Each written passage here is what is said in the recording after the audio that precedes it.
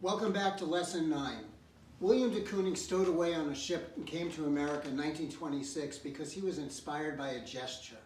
He had read Walt Whitman, "I lean and loaf at my ease, observing a spear of summer grass." De Kooning wasn't lazy. He couldn't imagine a place where it was possible to be able to take that gesture, to have the time for that. So what we're going to do today is we're going to learn how to draw the whole figure simply in the gesture to capture it. So again, it's the essence. It's a gesture can hold an action and has agency. So you need to remember that. Even if it's an abstract movement, it has agency. And again, for our purposes today, it's the whole figure from top to bottom, which means we're going to have to deal with learning proportion and of the figure. You need to be able to see something and see the whole proportion, to see it in the world, to understand this grid behind it. And then once you can see it and you can do it, then you can disregard it. Otherwise, you're just making happenstance, okay?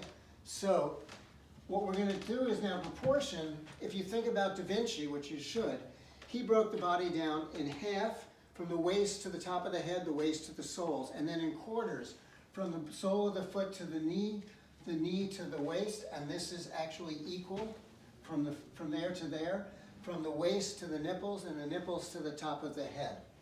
So we're going to start putting this in action with a figure. In the late 1800s, Thomas Eakins was a painter and a teacher, somewhat disreputable teacher, mainly because he modeled for his students, but we need a model.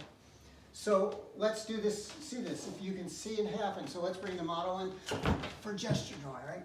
So what you need to see is what is the whole flow, what is the gesture, right? And then see this grid in your head behind it. See where the weight is, see where everything's pivoting, and then use it in relationship to that. So if we were to try to draw this is easier to see, right? My torso is leaning forwards, my leg is not under my hips anymore, right? This leg is straight, this leg is pivoting back, and this knee comes up above my butt. And then this arm is all the way up here. This chest is coming here. Where is the elbow to the shoulder? Start to see that, right? So then we can find the shoulder. You can see where from here to the knee is equal to here. So then you can actually start to see this other arm. Was it above or below that foot? It was above. But was it in or out? This foot was further out. So you can start to see the general movement of the figure, okay? Then you got to start to think, how big are things? So we know this break, this break, this break. Then you can come in and think of ovals. A big oval for the torso, an oval from for your thigh to your knee, then down here. Again, and they're equal.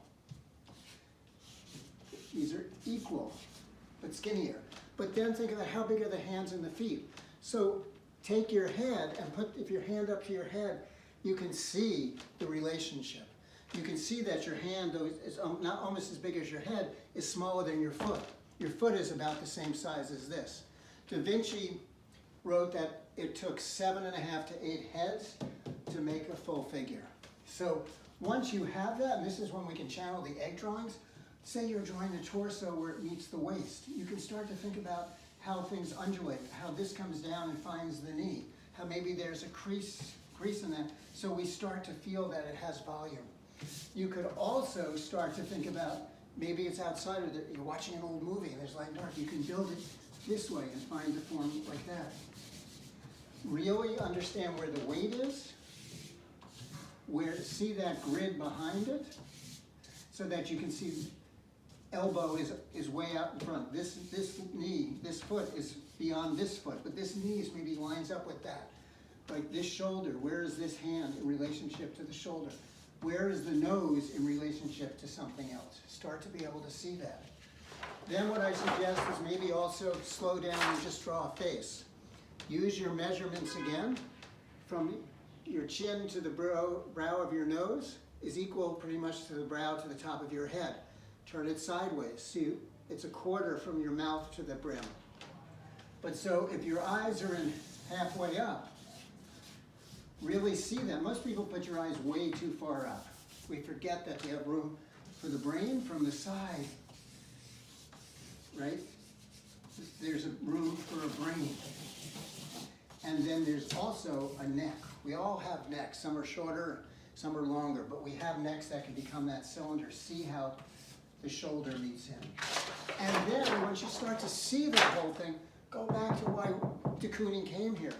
Think about what he must have imagined. Walt Whitman, the great poet, the Civil War nurse, leaning and loafing, probably in Fort Greene Park, maybe one leg over the other. This leg came up, it's summertime, so he had his shoes off.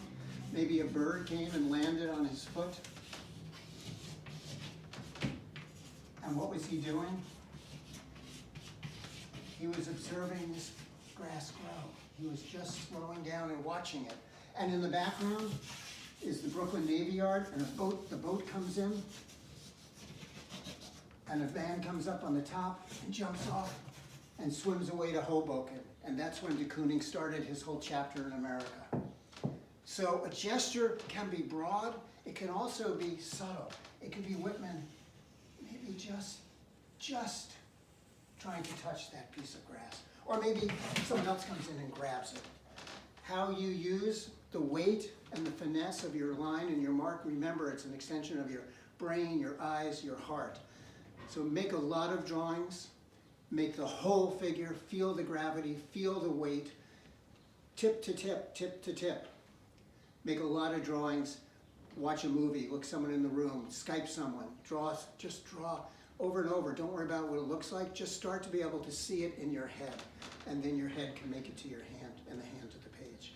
Okay, be safe, be well, see you in a few days. Thank you.